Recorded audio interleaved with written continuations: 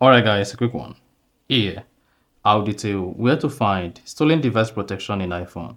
So if at the end of this you found this offer informative, please don't forget to like and then subscribe.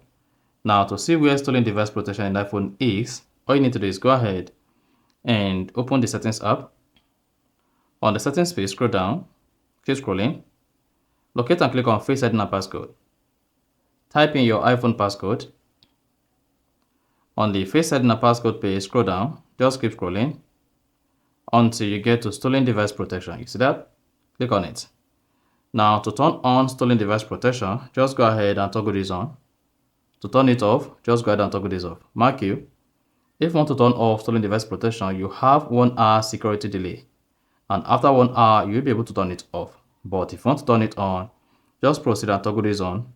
And this is going to add another security layer to your iPhone, and then you're good. So that is exactly where to find the stolen device protection on your iPhone. So if you found this offer informative, please don't forget to like and then subscribe.